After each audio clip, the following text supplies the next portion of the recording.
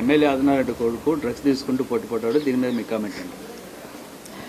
మనం చూస్తూ ఉన్నాము, ఈ కూటమి ప్రభుత్వం అధికారంలోకి వచ్చిన దగ్గర నుంచి ఈ డ్రగ్స్ రాష్ట్ర వ్యాప్తంగా కూడా ఎక్కడికక్కడ కూడా విపరీతంగా ఏ విధంగా మరి అందుబాటులో ఉన్నాయనేటువంటి విషయం రాష్ట్ర ప్రజలందరూ కూడా చూస్తూ ఉన్నారు.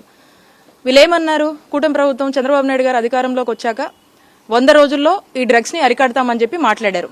మరి ఈరోజు రాష్ట్ర వ్యాప్తంగా మనం చూసినట్టయితే ఓవరాల్ స్టేట్లో 251% డ్రగ్స్ ఈరోజు పెరిగాయని చెప్పి ఏదో మేమంటుంది కాదు, స్వయానా డీజీపీ గారే వారి మాటల్లో అంటాం మనం చూసాము. అలాగే వీళ్ళు ఏదో ఈగలని తెచ్చారు, ఈగలని తెచ్చి ఏదో డ్రగ్స్ ని అరికడుతున్నాం అది అంటున్నారు. అది ఈగలో దొంగలో మనకు అర్థం కావట్లేదు. ఎందుకంటే సాక్షాత్తు ఎమ్మెల్యే కొడుకే ఏ విధంగా ఈ డ్రగ్స్ లో దొరికిపోయారో మనం చూస్తా ఉన్నాము. రాష్ట్ర వ్యాప్తంగా కూడా ఈ డ్రగ్స్ విపరీతంగా మరి అరికట్టాల్సినటువంటి ప్రభుత్వమే ఈ రోజు వీటిని పెంచి పోషిస్తుందో, మరి వీటిని పూర్తి స్థాయిలో కూడా అన్ని చోట్ల కూడా మరి అంబిస్తుందో మనకు అర్థం కావట్లేదు. ఎందుకంటే అన్ని చోట్ల కూడా ఈ డ్రగ్స్ అవైలబుల్ ఉండి యూత్ అంతా కూడా చెడిపోతున్నటువంటి పరిస్థితులు రాష్ట్రంలో చూస్తున్నారు.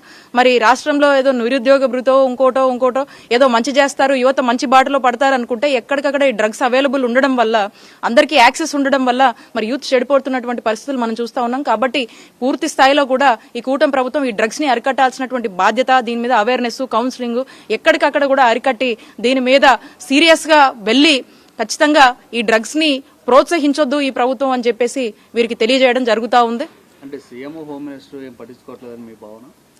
ఖచ్చితంగా అండి. ఎందుకంటే చంద్రబాబు నాయుడు గారు కావచ్చు, వారు కావచ్చు, మంత్రి గారు కావచ్చు, మనం చూస్తా ఉన్నాము. వాళ్ళు ఇప్పుడు ఎక్కడున్నారో కూడా తెలియదు మనకి. ఎందుకంటే 23 రోజులుగా చూస్తా ఉన్నాము.